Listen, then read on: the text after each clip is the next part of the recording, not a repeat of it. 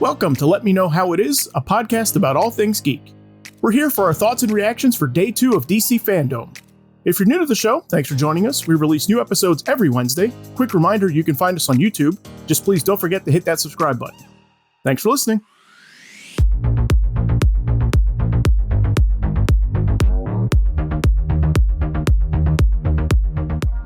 All right, hey everybody, I'm Zach Slater. This is our reaction to DC FanDome.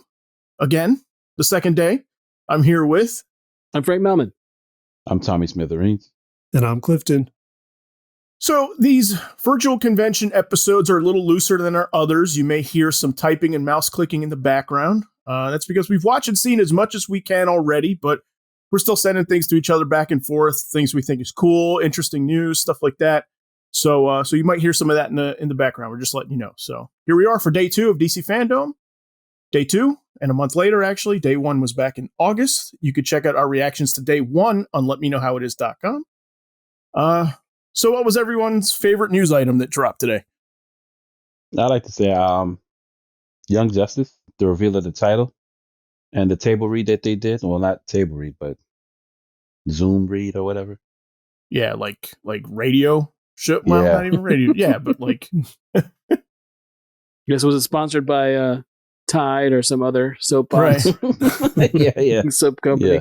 No, Okay. but it was like a full 22-page script, I'm sure. Because it took a half an hour. Okay. I did not get to hear it. All I heard was the Phantoms title. Yes. Right. And Yeah. all I could think of was Jay and Silent Bob, and that Ben Affleck was the bomb in Phantoms. That was immediately what came to mind. I don't know what you're talking about. Yeah, I'm not that well versed on after Clerks. Yeah, it's When a he was line from... skew. I think it's Jay and Silent Bob Strike Back. It's basically there's a point where they're talking about those two boys from Good Will Hunting, and Jay is like they start talking about the fact that's like a joke. The entire movie is the fact that Ben Affleck was the bomb in Phantom. So that's all I could think of when Phantom was announced for the title. Did they give any other clue about what it might be about? They did not. No, Okay. yeah. I mean, standard Weissman fare, like, they're not releasing any spoilers or anything, but Sure. the episode that they read, that they wrote for this, I presume, like, is canon, he says. Okay. Like, so it's supposed to be... That's very Weissman. That's very great it's Weissman. supposed to be between, like, seasons 3 and 4. Okay. He's not going to waste writing time on something that isn't canon for this. No, exactly. Yeah, no. he's Everything not. counts. Yeah. Everything Gotcha. counts.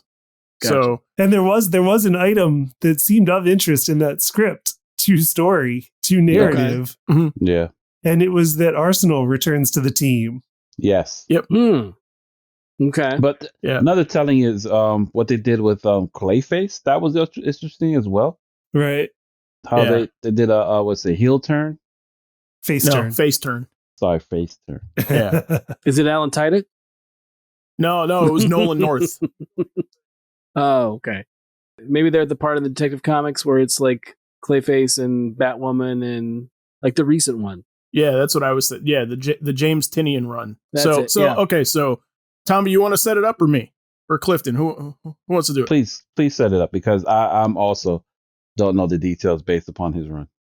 Oh no, not his run. I'm talking about the episode that they did. Okay, no, I can set it up. Okay. From what I recall, there's a small gathering at whose house was this at? Was it Snapper Car? Yeah. And they invited members of the original team, or Team Zero, they called it in this particular episode, in which they were, I guess, commemorating Ms. Martian and Superboy, in which they're moving out or moving into their condo, if I recall.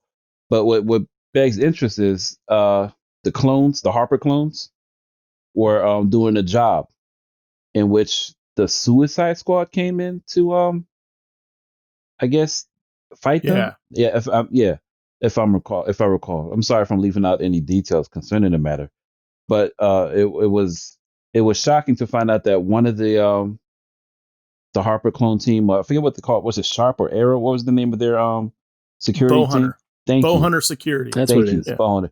Zach, maybe you could tell it better than me because I'm putting all types of holes in this. No, so that's it. So basically, so the team is at Snapper Carr's house, Lucas Carr, Yes, right? yes. And Right. they're there to like celebrate like McGann and Superboy who are leaving. Who is voiced by Greg Weisman himself. Yes. Yes. Okay. Yeah. Well, I mean, he does the voice on the show too. Right. Yeah. So, and then we pivot to the Bowhunter security spot, which is Arsenal and Guardian, right? All voiced by Crispin Freedman. And then they have another character named Harlan, who's a temp, right? And he's helping out with them, and they're like escorting some like Wayne Tech thing in Star City, right? And then the Suicide Squad shows up, and you think that they're going after the Wayne Tech technology, right? But what they end up doing is they basically Boomerang uses his boomerangs and kind of sets like a net around him, like an energy net that sort of dehydrates Harlan, right? Okay. It pulls all the moisture out of his body, and so he's just like a lump of dirt. And you find out that they're coming for him. They're taking his remains, right? And then that's when you find out that Harlan is actually Matt Hagen, right? And so they're on Black Manta's like ship flying back to Bel Rev, and then they're sort of like adding water and stuff to him, and they're sort of like reconstituting him, right? So they're trying to get Clayface for Waller, Okay. right? And then that's when the reveal is that like, well, Matt Hagen had turned and was pursuing like rehabilitation and trying to get away from a life of crime and all that stuff, and Batman had basically put McGann on assignment to sort of like be like his therapist to sort of like help him through it all, right? And and because of client privilege and all that stuff, like she couldn't tell anybody, Right. so that's the basic setup, and that's so I'll stop talking. I'll let you guys jump in from there. No, but what makes it even more sinister is Waller and her manipulation of Hagen. That was even crazier. The simple notion of she just wanted him on her team. Yeah. That was it. And then she didn't care about him being rehabilitated. She just didn't agree with Arkham's rehabilitation process, in which they figure he's a felon. He's always going to be a felon. And if he's a felon, he falls under my jurisdiction. Right. And then the team falls into the issue of, because they're working with the government, we are officially sanctioned not to interfere with anything with Amanda Waller's plans or anything with the Suicide Squad. That to me was very interesting and made it so political than it would be in the comics. Right. Yeah. That's left over from season 3, right? Where they have essentially like the mutual agreement that like we're not going to interfere in anything in each other's stuff, because if we do, we have secrets about each other that we're going to reveal. Yes. Yeah. Right. So that kind of sets up the situation where so like the team can't interfere to go and get Clayface. And so what they do is that like Roy is at the party, right? Red Arrow, who owns Bowhunter, and he's basically like, well, if I pay you all $1, you're all technically like my employees, and we can go after him.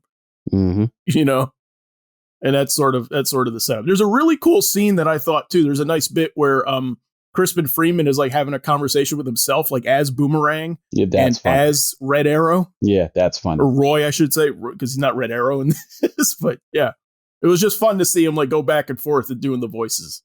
Well, I like the line he puts, like, really? Boomerangs? Who likes boomerangs over arrows? He's like, Batman? Yeah. He's like, yeah, that's true. Yeah. It was a nice, Batman does use boomerangs. Yep. It was a fun one. I liked it. Yeah, it was fun. I love Suicide Squad. So if it's any indication that they're going to be a big part of season 4, I'm in. I mean, I was in anyway, but I'm in more. Well, that version of it, I felt they're a little inept. Mm-hmm. Basically, how they all failed at the end. It sort of felt like we're good, you're evil, we'll always win. I was like, sure. It didn't. I didn't come across as feeling they'd fight to win another day, because technically at this point they are heroes. Mm-hmm. They're just under the bidding of Waller. Yeah, I don't disagree with that, but I also don't know how long they had to work on this too. No, you're right. But yeah, it was a fun episode. I enjoyed it. Yeah. But that was it, though. I mean, we didn't get like any designs or anything like that. Like, I think Weisman had tweeted, I think 2 days ago or something, sort of a status on season 4. And he was like, we don't have an episode done yet. He's like, we've been in production. We're still in production this whole time. But he's like, all the scripts aren't written yet. like all the last back end of the season, like they're still writing the scripts for those, and still in production, and getting animation back for like the front end of the season. Yeah, and he said they were only minimally affected by all of the shutdowns being animation, that they could still write from home. A lot of the voice actors could record from home. So, I mean, they slowed down a little bit, but like they still kept working and were only minimally affected. That's good. Now, the other thing I heard of when I first heard the title was all the various phantoms. Like, I mean, obviously they're dead characters, but just the idea of what that could possibly mean. Right. I mean, just the idea of the Phantom Zone. Sure. As Phantom well as Girl. Yeah, that was my other set. That was another big one that I thought was, because with the Teeds of the Legion that we'd probably get the Phantom Girl at some point, as well as the Phantom Stranger. Yeah. Oh yeah, that's true too. So, returning from the dead, you also get that imagery of what seemed to be Jason in last season. Yep. Mm-hmm. Yeah, we know Jason's around. Mm-hmm. Yeah. Mm-hmm. So I don't know if that means we're going to get. The other thing is, I wondered if it meant that they were going to lean into something like, say, Blackest Night or something along those lines. That would be cool. Yeah. So, but we'll have to wait and see. It would be cool. I'm in. Like I said, I'm excited. Can't wait. So, all right. So what else is out there then? Who said Young Justice? Tommy, you said Young Justice. Who's next? Clifton, you want to go? Yeah. So I watched the panel they presented for the other history of the DC universe, which is going to be written by John Ridley, and art by his name's a little harder, Giuseppe Camicoli, who goes by Camo. So yeah, it's easier just to refer to him as Camo. Awesome nickname. Yes, it really is. But yeah, I watched the panel for that, which is funny because I forgot that this book was first announced in 2018 at DC's DC in DC event. Yes. That happened at the museum in Washington, D.C. that I was at. Okay. Yeah. I was at the panel there where they announced this, and had totally somehow forgotten about it, and that it had not come out yet. And one interesting fact is that at the time it was announced, he announced that it was going to be featuring Jon Stewart, Green Lantern. And in the one today, they brought up somebody asking, like, okay, like, Jon Stewart's not in your featured characters that you've listed. Like, what happened? And his explanation was that he didn't know they were announcing it that day 2.5 years ago, and he was still working on it. And so it was just like what he thought was going to be about at the time, and then things changed. Okay. Right. So the featured characters we have now are Jefferson Pierce, Black Lightning, Mal and Karen Duncan from Teen Titans, Katana from Outsiders, Renee Montoya as the Question, and what she was before the Question, and then Anissa Pierce Thunder, Black Lightning's daughter. Yeah. I thought this sounded really cool. I'm excited. I love John Ridley, so I was excited about this. I had forgotten that this was also announced, like you said, Clifton, like a while ago. Like right. he says, like in the panel at one point, he's like, we've been working on this for like 3 years. Yeah. Wow. But yeah, so like every issue is supposed to be in a different time period, right? So like Black Lightning, I remember, is like gonna be in the 70s. Correct. And I don't remember all of these, but I remember Black Lightning was in the 70s. Okay, I have the notes on these. Yeah. So Black Lightning is the 1970s. That's the first book. The second book, so first we'll explain that this is based on the old post-crisis history of the DC universe that was by Marv Wolfman and George Perez, following the huge event in the 80s where they reset and restructured the entire DC universe, and then afterwards came out with a book to say, like, this is the history of the universe now, and went through, like, made a whole timeline of a fictional history of DC universe going back through, all the eras of history. And so he was inspired by that to do this now, but focusing on individuals who are from marginalized groups. So it would be the characters that were from marginalized backgrounds, what their experiences were like in the history of the DC universe. So the first book is the 1970s, starring Black Lightning. Second book is the Mal and Karen Duncan, who's Bumblebee from Teen Titans, who you can see on Superhero Girls and Teen Titans Go in various iterations currently. And that one is set in the early 80s or late 70s. I can't remember. It's the second book. Yeah, I think he said 80s, if I'm not mistaken. And then Katana is also set in the 80s. Makes sense. And her tie-in, he said, is kind of like based in the fear of Japan that happened in the mid 80s, which some people might remember. But there was fear in the mid 80s that Japan was going to buy everything in America, and you see it in Blade Runner, you see it in Back to the Future 2, probably even. Oh yeah, like in their visions of the future where all the buildings have Japanese signs. It was a real paranoia back in the mid 80s American business culture. So he's playing up on that a little bit. And then 90s is going to follow Renee Montoya. And then set in the late 90s to early 2000s is the one focusing on Black Lightning's daughter, Anissa Pierce. So it's kind of like a bookend from the father to the daughter on either end of the series. It sounds really good. Yeah. I was interested in the Mal and Karen stuff because he was saying how he was a big fan of them reading Teen Titans, but he says like outright, he's like, I just didn't think they did enough with Mal.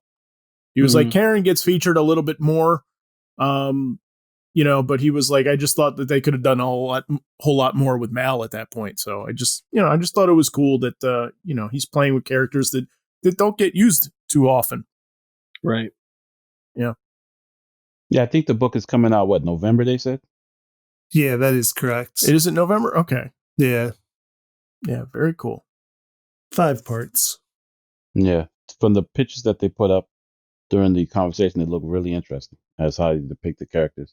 And it's funny you say Camo didn't even know who Mal was. Right. He wasn't familiar with some of the characters, so they got him some extensive reference to to base his work on. But a lot of his work is very, very good. Yeah. Yeah, no, we'll see I mean it's a vague sounding book based off of the premise and everything like that, but I'm sure, I'm excited for it. I'm sure it's going to be awesome. Jon Ridley's great. Now, he did say, going back to the Jon Stewart, who's no longer a featured character in the book, but he is still appearing in the book. And so where each issue is going to be focusing on a different period and intermingling DC fictional history with real American history, he said that Jon Stewart will be a character to provide a different point of view to Jefferson Pierce in the 70s, just to show different viewpoints of different people in the time. Right. I like how he emphasizes he didn't want anybody looking like they're a victim in that particular position. I mean, It just, his representation seemed very strong and distinct as opposed to what we normally see. That's why I took from it as well. Yeah. I thought what was interesting about Renee Montoya, what he was talking about, is he was like the idea that she's like a person of color, but a cop also. Right. And so that's her own like distinctive line that she has to cross, having like a foot in both worlds. Right. She can't be one or the other. Like she's always walking that balance. So yeah. I mean, they didn't talk about the Batman project that he's also got like on the burner as well, that they were talking about in day one. Right. But I'm two potentially really awesome stuff coming from Jon Ridley. I can't wait. Yeah, apparently that Batman book, I think, was they brought him back for this. Mm-hmm. Oh no, they brought him back to do more American Way. That's what happened. Which was a book that he did for them in 2006, if I remember right. With Carl Story and Ore Genti. Yeah, I didn't even know that was him. That was news to me. I thought this was his first time writing comics. Okay, yeah, so, he had done that, and then apparently they contacted him because they were interested in more of that, and he's like, okay, and then he was like, but I'd like to do some other stuff while I'm there. So we've gotten the other stuff, or we're getting the other stuff, and haven't gotten that yet. Yeah. Yeah, it was interesting. It was interesting to hear that. Where they said that they were like interested in bringing him on, like to do other things. So they just didn't know what it was. They're like, Right. we'll figure out what that stuff will be later. So that was cool. But no, this is a neat project. This is really cool. It makes me want to read the original like history of the DC universe. I don't know if that's in print anywhere. Yeah, it'd be interesting to find out. I'm not sure either. Yeah, it was collected for a while. You could get the 2 issues together. Now with an Alex Ross cover. Right. But I don't know if it's still available or not. It might be. It's not in the back of like the Crisis on Infinite Earths trades anymore. Like it's not with those. I don't think it is. It should be. Well, yeah, it'd be fun. That would make sense. Epilogue. Yeah. Yes, basically, because it basically sets up things after Crisis to give you an idea of what the timeline is until the next Crisis comes along. So, all right, cool. Frank, what did you end up checking out? I read The Milestone Returns number 0. Okay. That was one of the free comics that they put out today. Digitally, it was basically. I did not grab that yet. Thank you for reminding me. You're quite welcome. So it was that, and then I think it's the first trade of Icon, and then an issue of Icon that gives you the first that gives you the character Buck Wild from Icon. He becomes a fan favorite. He's basically an homage, a pastiche for Luke Cage. So and then it's the first appearance of Buck Wild, and then Lysistrata Jones is the villain in it, and she has a P-whip. If you've never read the issue, I highly recommend that issue with Buck Wild. It's pretty awesome. Okay, but yeah. So I read some. I flipped through some of that stuff because I've read it before, but I hadn't seen it in quite a while. The primer was good. It basically gives you, the idea. It picks up with Rocket's story, and then kind of gives you a slice of her origin and how she meets up with Icon and what their whole mission is. And then it also gives you a little recap of Static's origin as well. And then it introduces a villain, a potential villain for when Milestone comes back in February. Not much about him other than it just seems like there's a racist bent to this villain. All they really showed was him getting ready to assault an interracial couple. But it also has, if you've ever read any of the other Milestone stuff like Shadow Cabinet or that, you get a little bit of a taste of some of those characters towards the end. I don't want to give everything away, but the main thing was it was a nice jumping on point if you've never read any of that stuff before and you were interested. Okay, yeah, I'm definitely checking that out because I have not read a whole lot of Milestone stuff from back when they were very active. Gotcha. Yeah, same here. I've barely touched a majority of their stuff. I just looked at the characters as a whole, and mainly when they're transferred over to the DC universe. But yeah, like if you're familiar with Static Shock, the animated, it definitely Virgil's, his origin, and it's recapped in there. Okay, right. It's a nice updating of stuff because it definitely is like same thing for Icon and Rocket. It's not quite what it was when it was first introduced back in the 90s. 93, I think. Yeah, so they basically, it gets updated, and then it gets a little bit of a polish on it, and then some things are changed a little bit different. Like Icon's got a new costume, and that was in the ad, the ads for it when it was first talked about back in the first round of announcements for Milestone. But it was good. It's a good little, it's a good issue. But the other thing is, along with the other free comics, like I said, I would definitely, if you've never read Icon's great. It's Dwayne McDuffie and Mark D. Bright, and I believe it's the first trade that they have up there. I'm not sure because I didn't read the entire thing, but I read like most of the first issue, and it was nice to see it after so long. So right. But I'm excited. I can't wait. I can't wait back in the early 90s. Was that when Milestone had first started, right? Like 92, 93? I believe it's 90. I think Clifton was right. I think it's 93. Okay.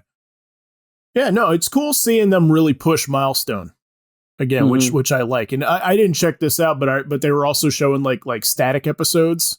Okay. As part as one of the panels in here. So it is cool. Like I know that in day one they were talking about like the idea that there may be a static movie coming. So it seems like they're pushing it hard. It sounds like they're serious about it, which makes me happy because I think a static movie would be great. But yeah, it's really cool to see these characters get some love. Yeah, very cool, very, very cool. This was also like day 2 is a little bit more comic driven, which I thought was interesting. Also, Yeah, a little bit. Yeah, it was more comic and TV, and the first one was movie and some TV. Yeah, exactly. Which, for that reason, I think Day 2 didn't have quite as big a splash because there was like no Batman trailer like there was in the first day, and and other stuff, and like Wonder Woman trailers and stuff. But I thought that the fact that we got some comic focused stuff was really cool. I checked out the Rorschach panel. Okay, how was that? Tell us about that one. So Tom King was on that with Jorge Fornés, who's the artist on the Rorschach 12-issue maxi series that they're doing, and this was moderated by David Lindelof. Okay, interesting. Really? Yeah. And the show comes up a lot. TV show, yeah. The show comes up a lot. Wow, did nothing was spoiled for you, was it? Because I don't think you're caught up. Maybe tiny things here and there, but I'll tell you the thing is that like it made me like Tommy, you and I were talking about this the other day. Yes. Right, and like it's made me like kind of excited to check out the show. Good. Since the three of us couldn't get that happen. Since the three of us weren't good enough. I kept thinking you guys were joking with me. Like we're gonna get Zach to watch this. No. Like I think all three of us were super reluctant going in. I think you know that about all. Like I know without a doubt. I'm pretty sure that I'm speaking for others too. And just to be like so surprised and turned around by opinion, like it was crazy good. Yeah, absolutely. Yeah. And great timing too.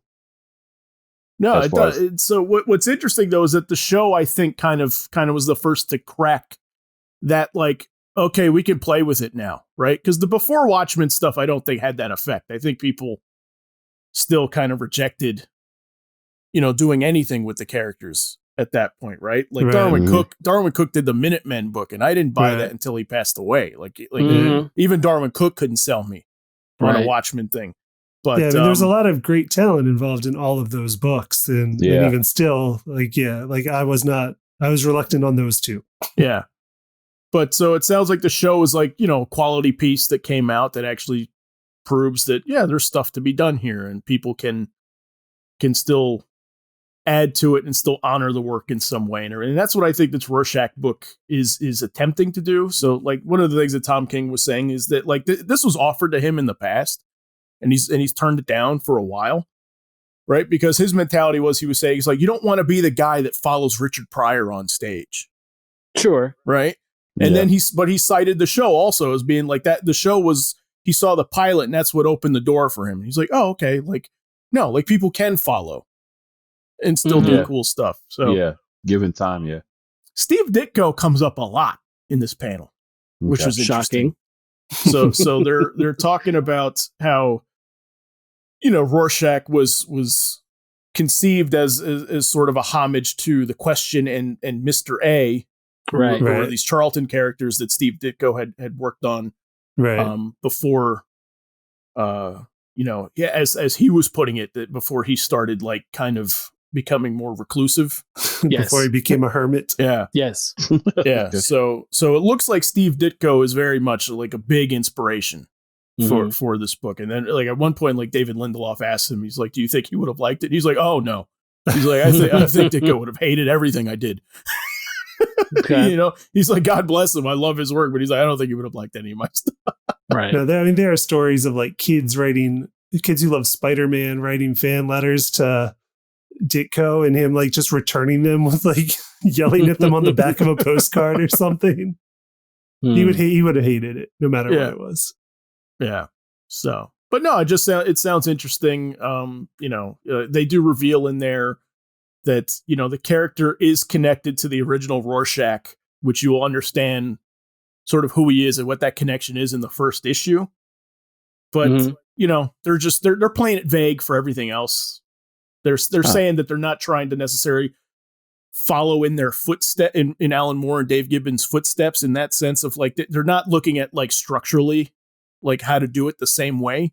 They're sort of looking, they're like, we want to try and be like, how's a different way to tell the story? What's an interesting way to tell the story? And because that's what Watchmen did. Right. Right. So no, I love Tom King too. So, you guys know me. I'm checking this out for sure.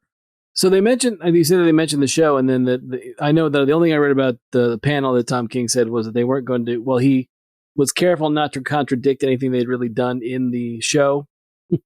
Right. He was not saying it was directly involved in the same continuity as the show, but he said he didn't want to screw up any of the plot points. Yeah, exactly. Yeah, he says he worked very hard to not contradict anything, so that you could say that they're in the same universe. Right. If you want it. And he also cites the Watchmen like role-playing game. Yeah, apparently the expansion for that Alan Moore had a lot to do with it. So it's one of those things where, like, not everyone admits that it's canon, but there's a lot of ideas that people are like, oh, well, this is something that he might have gone with, or or an idea that he didn't quite get to develop in the book. But definitely people look at it and say, okay, because he apparently had a lot to do with the actual part of the role playing game too. So is this like a tabletop game published in the 80s?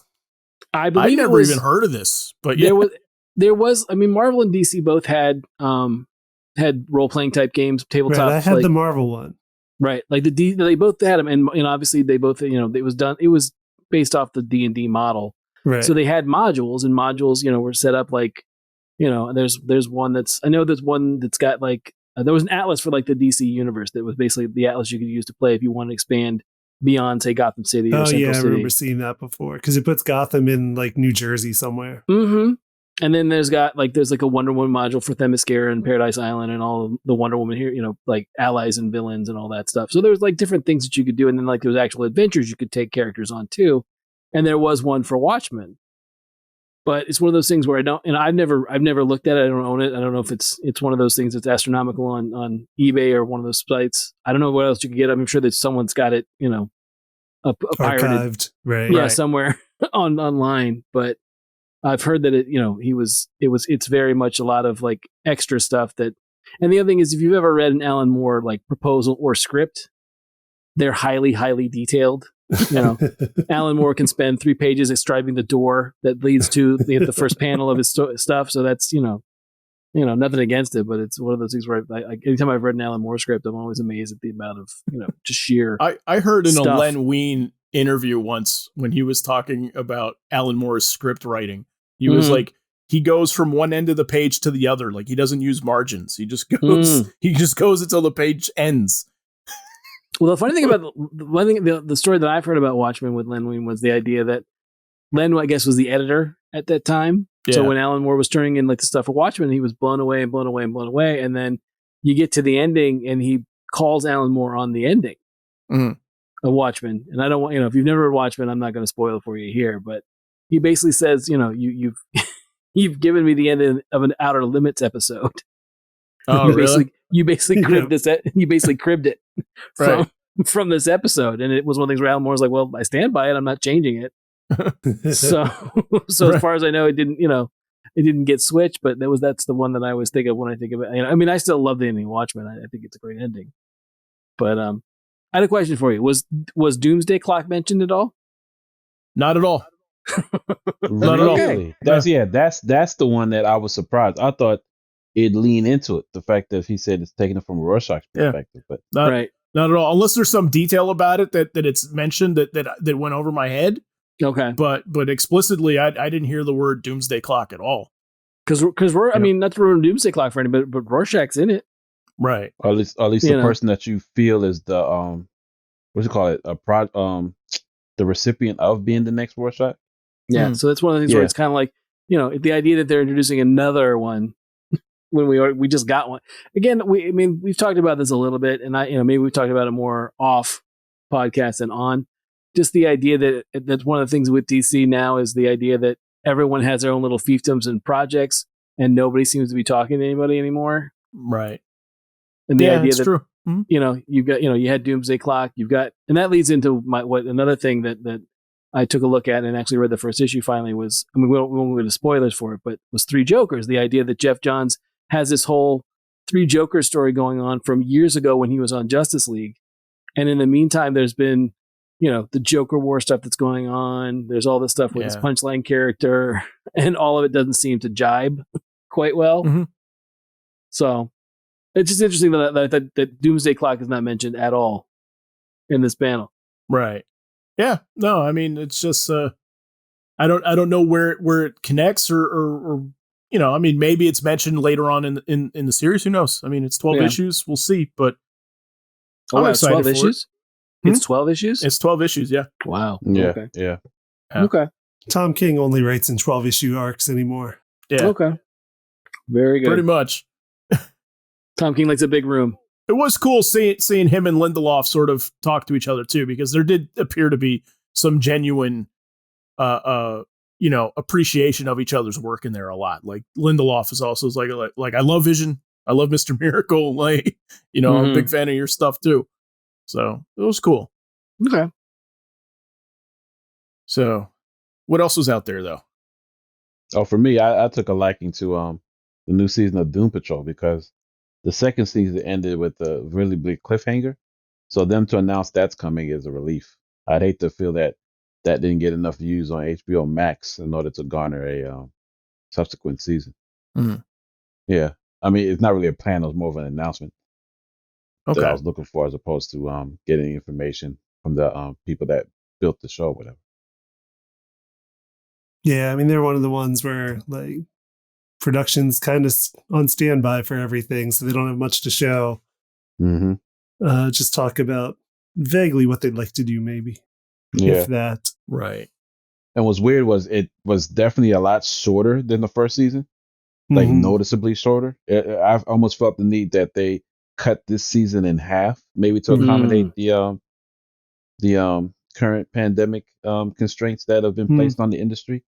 Right. I think that's what I think Flash honestly just didn't finish their season. Yeah. Because they hit shutdown. Yeah, it was good. It was like a good 2 or 3 episodes short. Yeah, so I assume they'll be wrapping up this past season storylines at the beginning of this coming season when we get it, and then move on to what would be the next season storyline. Did Flash have a panel? They did last time on day 1. Oh, last time. Okay. Yeah. Anybody check out any of the CW panels though? Like I saw, like Superman and Lois had one, right? Mm-hmm. And Batwoman. And you guys check those out? I watched most of them. Okay. I watched most of the TV panels actually today. So the Batwoman one was introducing the new actress playing the new Batwoman, Javicia Leslie. Ah, okay. But yeah, so it was basically how they did their panel this time was started with the recurring cast that's coming back, who plays the supporting cast of characters, and then brought her in partway or pretty early on in the little panel, and then kind of did like some get to know you games between her and the recurring cast. Okay. Like the returning cast. So it was a fun little thing to get to know each other a lot. But again, not a whole lot to show. Right. Right. I mean, they hint that their big mystery is going to be that the Kate Kane Batwoman is missing and no one knows why. Okay. So that'll be the mystery for the show, where it's the characters all grappling with that in their own ways, right? Which I think is interesting. Rachel Skarsten, who plays the main villain for the show, Alice, is there and is still there. So I think it's interesting. I mean, so they reveal in the very first episode of Batwoman season 1 is that Alice is Batwoman's sister. So yeah. That's a secret held on to a little longer in the comics, but they just went right to it in the show, which I think was the correct decision. Mm-hmm. And so it will be interesting to see how your main villain, who was the twin sister of the show's previous hero, deals with somebody else being the hero now. I think there's a lot of interesting things they can do with that. And she's a good villain. Yeah. It's a weird curveball to throw everybody. Yeah. that now that this connection between the characters isn't there any longer, but I enjoyed the show for what I had seen. I'd watched first half of the first season, and I thought it was fun. Yeah, but it's so Batwoman goes missing, and that's the mystery circling season 2. Right. Interesting ripple, because Batman being missing was a big component of the first season there. So I mean, right. Yeah. I'm not quick to write it off completely just for that. Like, I think that there could be some interesting stuff to play with there. Mm-hmm. I don't know. We'll see what they have planned. Yeah, the only thing I saw about the CW stuff was Superman's supposed to get quote unquote a new badass suit. Yes, Again? that was the last reveal of that panel. Yeah, and it's in Smallville as opposed to Metropolis. Yes, Right. that's the other thing. Yeah. Okay. Hey, sorry. No, this is the show. I had to this is the calibrate. show. Superman Okay. and Lois. I thought you were Yes. talking the comics for a second. Like they're changing it again. No. Okay. No. And Thank then a shift in at least a shift in I guess tone for Legends is supposed to be from them going after time traveling magic people or mythical people or Creatures. lost souls from hell. Is supposed to be aliens. Okay.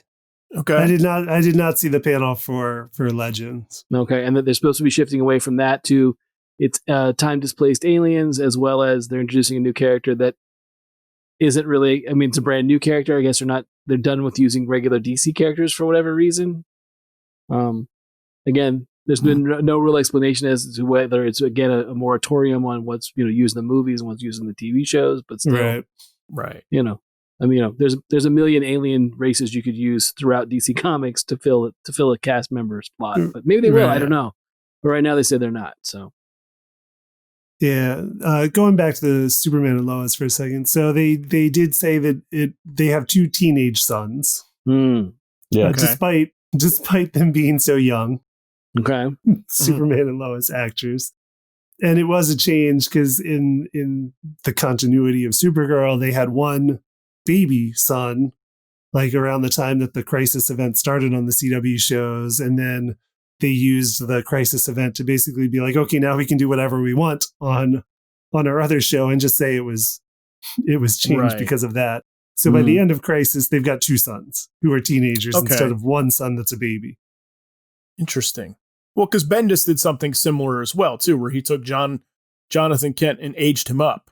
Right. Yes. Mm-hmm.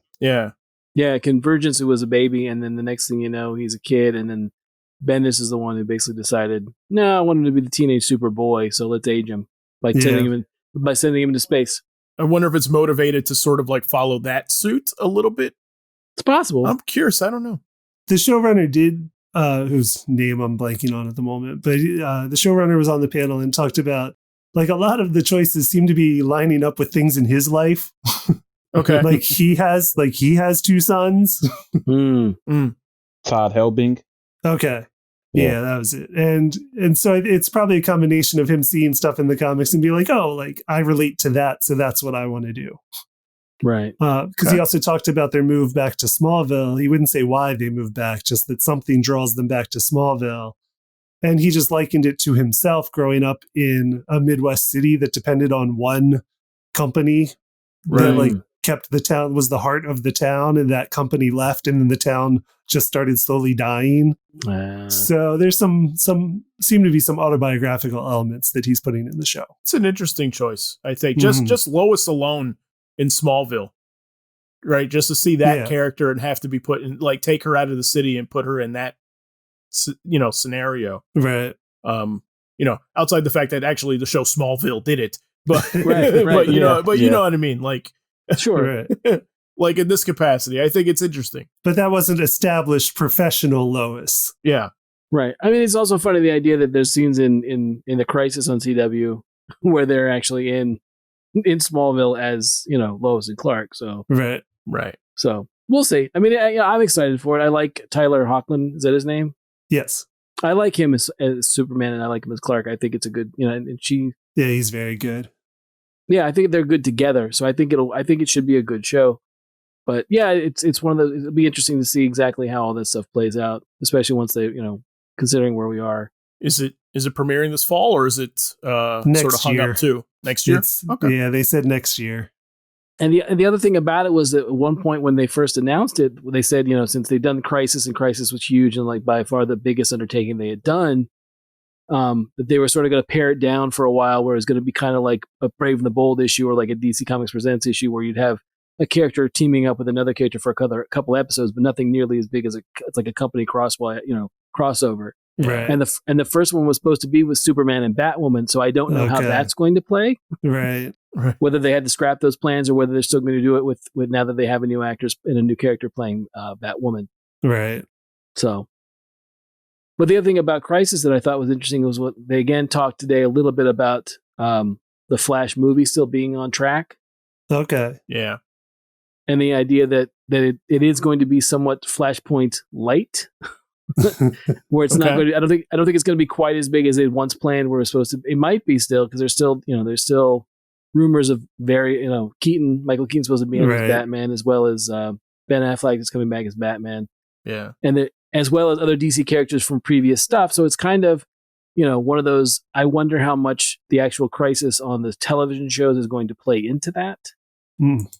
Since you did have so many characters and other actors from other DC properties. And he appears in Crisis, right? The Flash. The movie Flash. The movie Flash. Yes, he does. Right. Ezra Miller appears. Yeah, it was a last minute thing that they managed to pull off, and it was a secret. It was one of those. It was a good. I mean, it's a fun scene. If you haven't seen it, I'm sure you can see it. Various spots online. But and of course, your favorite Alex Knox from Batman '89 also appeared Knox. for a very quick cameo. Yes, quick cameo. His own show. Give him his own show. CW. I'm a fan of Alexander Knox as well, so I was happy to see Robert Wool, play him again. But no, I mean it's interesting to me the idea that they try to, now they're saying it's all kind of, they're playing with their multiverse more than they have before. So it'll be interesting to see how much of this Flashpoint Flash movie, because the other thing they mentioned that they hadn't really said before was this is an opportunity. They definitely said it's an opportunity that's going to reset. Okay. Which makes me wonder how much of, them moving forward is going to be, different actors or different people playing different characters, or everything we saw before happened and now it's not going to, it's all going to be changed because of this Flash movie. Like Crisis is going to happen as many times in the movies as it has in the comics. It feels like every few years they're just going to reset and be like, no, not that. This. Sure sounds like it. Yeah. It's just like the comic experience. It's like when you watch the X-Men movies and they get more confusing and you're like, it's just like the comics. It is. They've recreated what it's like to read an X-Men comic perfectly. That's what's going to happen with DC and Crisis across TV and movies. Yep. 100%. It's authentic. It's authentic.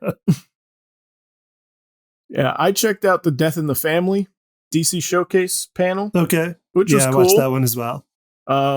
Frank, you'll appreciate this. Brandon Vietti brings up Judd Winnick a lot.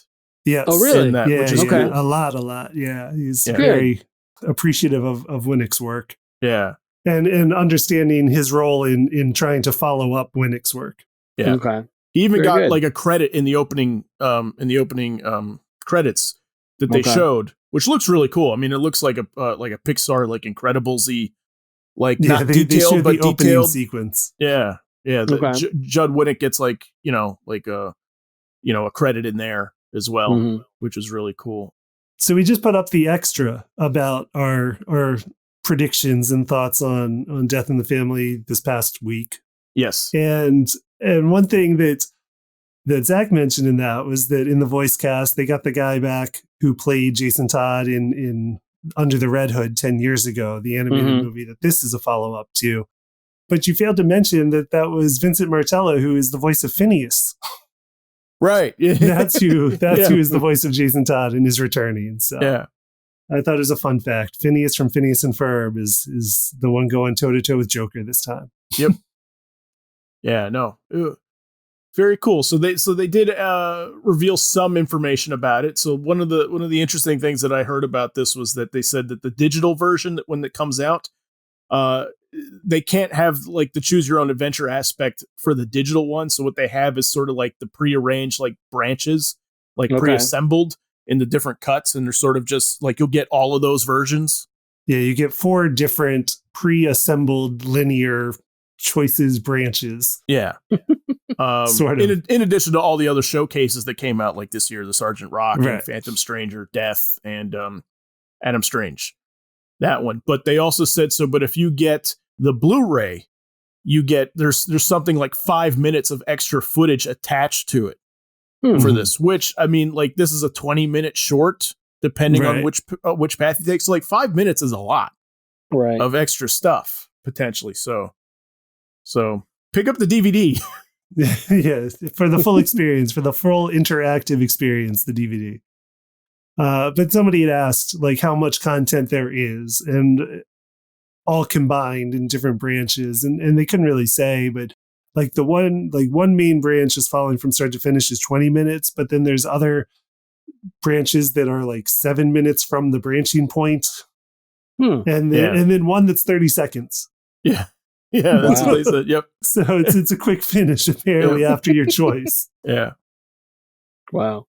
Yeah, but I think he said also that there's more than one like spot to sort of like choose which direction to branch I think there off. were like, that's how they ended up with 4 different like branching choices. Yeah. So for that 30-second one, you should not have Jason try to disarm the bomb, right? Right.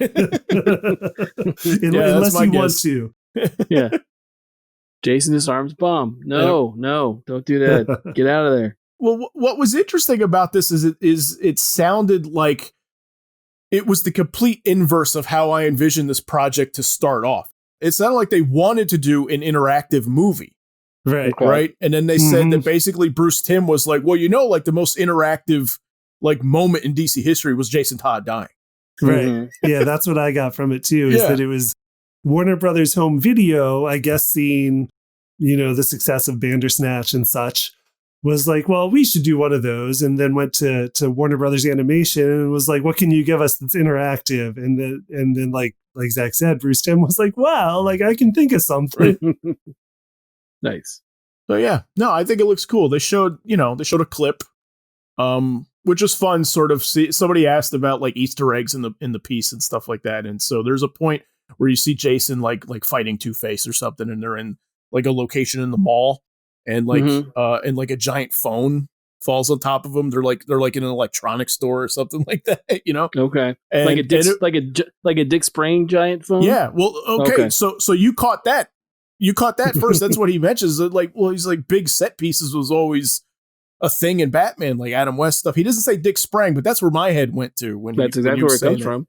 But he was also like, I wanted to put a moment in there where like Jason Todd is crushed by a phone. You know what I mean? Like, right. Right. So no, it's a fun. Like, I can't wait for this movie. I can't. No, me either. I can't wait for it either. I'm very excited. Yeah, very cool stuff. So, did we miss anything else? Anybody else catch anything?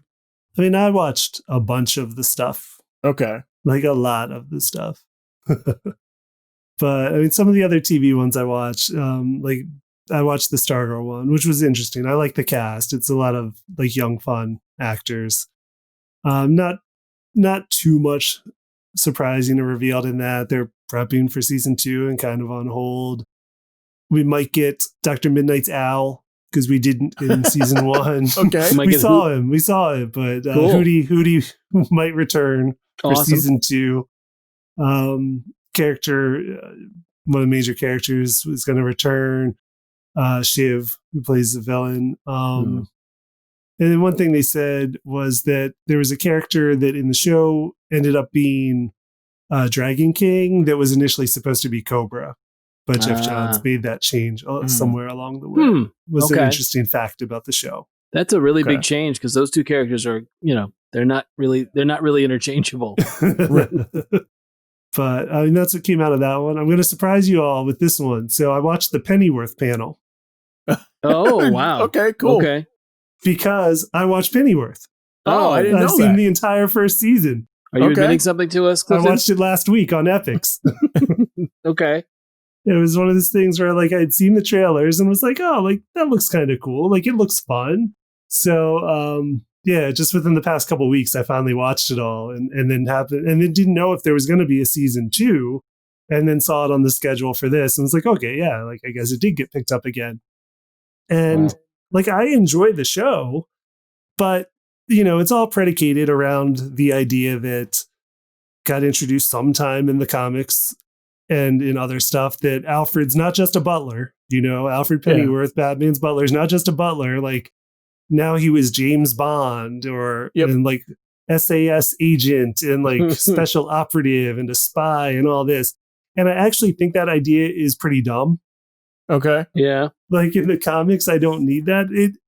It does make sense to a degree to be like, well, he's an older British man, depending on when this comic is set. Like, yeah, he would have had military service in World War I or World War II or something. Just like that makes some sense. Mm-hmm. But then going like all in on the spy thing, like I don't actually like.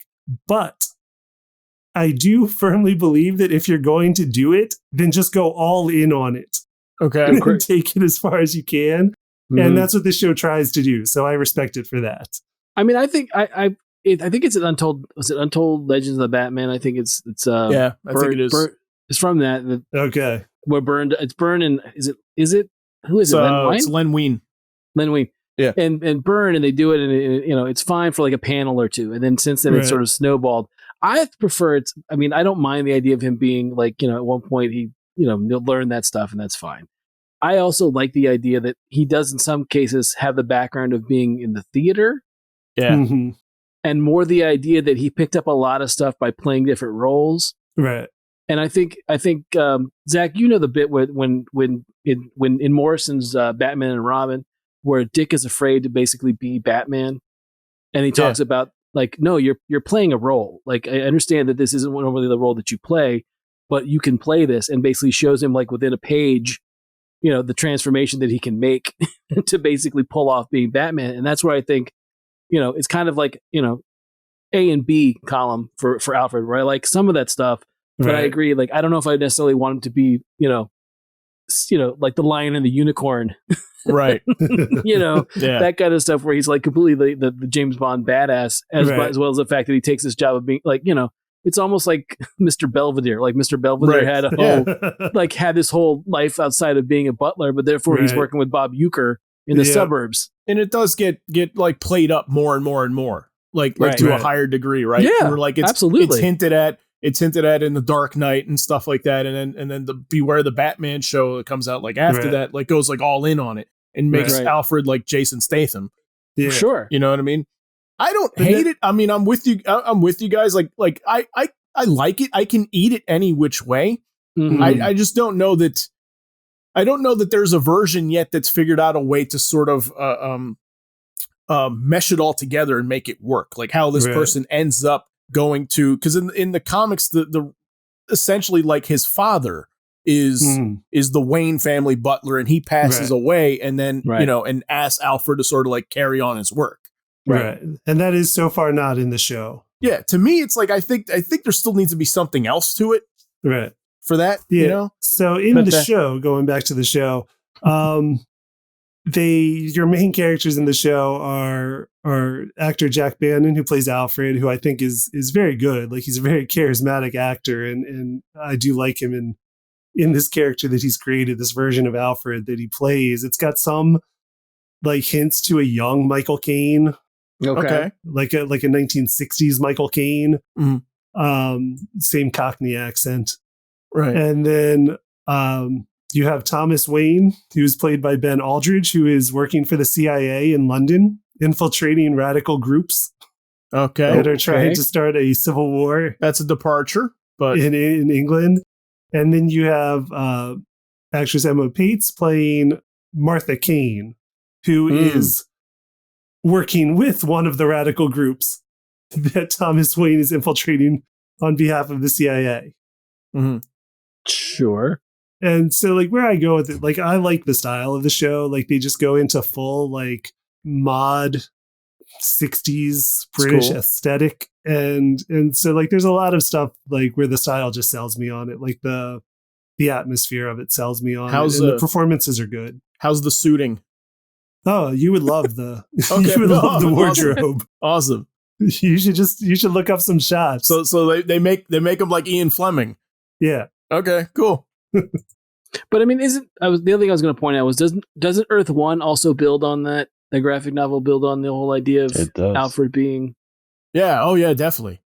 Okay. Yeah. And then my other question is, do we think like Andy Serkis is Alfred in the Batman, right? Yes. Yeah. So I think 100% that too. Well, even in Gotham, I mean, Gotham Alfred was very much like played in that vein as well. Right. Mm-hmm. And the Pennyworth show is from Bruno Heller, who was the showrunner on Gotham. He is also the showrunner on Pennyworth. Right. And I don't think it is a direct prequel, but I think it is a spiritual prequel in his mind. Right. Okay. To whatever he did in Gotham.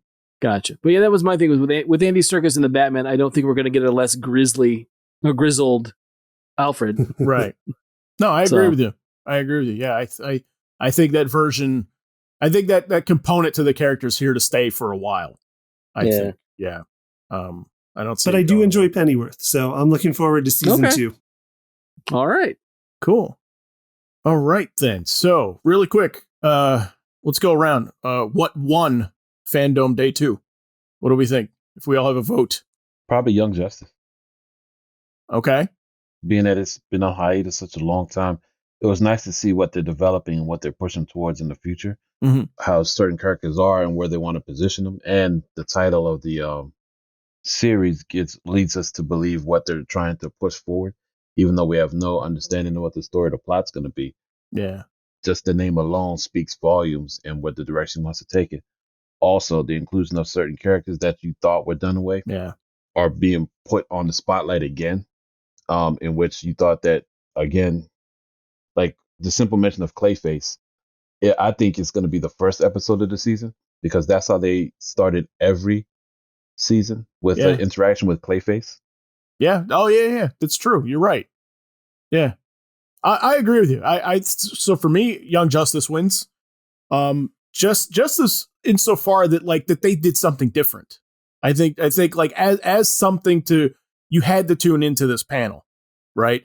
Because otherwise you're reading like a transcript, I guess, of the performance or something like that. But like if you were a fan of the show, like they gave us something that like we don't have a trailer, we don't have any development art that we're going to show, but we're going to give you like an episode, right? And it was like a cool thing to see all the actors in the moment, like switch the voices and stuff like that. Yeah, I enjoyed that a lot. Yeah. And they said that they seldom ever get to do a full read like that. Like they, of course, like to get as many of the actors as they can into the booth at once to play off of each other, but just schedules doesn't allow them to get, literally the entire cast there at once. And so that this was special for them to do basically the entire cast reading together. Yeah. Yeah. So, yeah. Because it sounds like for season 4 also that none of them all recorded together. They're recording in their closet. Or is what Danica McKellar said, she's recording in her son's bunk bed. Like surrounded by blankets. Yeah, surrounded by blankets. Wow. Yeah. Frank, Clifton, what do you guys say? I think just the one thing that we got that again, not that the show's not getting enough attention, but I think the idea that there's a push that we hopefully get a Harley Quinn season 3. Mm-hmm. James Gunn earlier in the week was saying he really loved the show, thought it was terrific, and they're pushing for it, and then everyone wants to get it, but at this point there hasn't been an announcement. I was hoping today we would get one, but that was my thing. I'm really excited for the possibility of that, and I would like to see that we get that. Very cool. For me, that I think is most exciting is the John Ridley book, the other history of the DC universe. Despite the fact that I was at the first time they announced it, I didn't know much about the book and was excited by what they, told us today. But one thing I'm going to mention as well is that they did a documentary on Dwayne McDuffie as part of the viewing selections. And then by the time we post this, the FanDome will be over. And I think there's an expiration date on most of the stuff that they'll take offline. That is one I hope they don't take offline. I hope they keep that available to watch somewhere. Because it doesn't when a panel's over and the announcements are made, the fun's over and you can find that stuff elsewhere. But it would be a shame if they take that documentary down. It's a 35-minute documentary, and I watched it earlier, and it's very good. It tells you a lot about Dwayne McDuffie's life and a lot of stuff I don't think even the people who knew him, they seem to not know while he was alive. They seem to all learn, experience a piece of him at a time when he was with us. And it was interesting, hearing all the stuff they found out about after the fact that made up this incredible man's life. Right. So if that is still available, I would recommend everyone to go watch that. Yeah, I definitely want to check that out. Yeah. No, very cool. Dwayne McDuffie's great. We miss him. Yes. Miss him dearly. All right. So that's it. So tell us in the comments, what was your experience for DC FanDome Day 2? You can find links and examples to what we talk about on letmeknowhowitis.com. Don't forget, we take topic suggestions. If you have something you'd like us to discuss, tell us in the comments. Also, subscribe to us on YouTube. It'll help the channel to grow. And don't forget, you can like us on Facebook at facebook.com/letmeknowhowit is and follow us on Twitter at our show's initials, LMKHII. Thanks for listening. Until next time.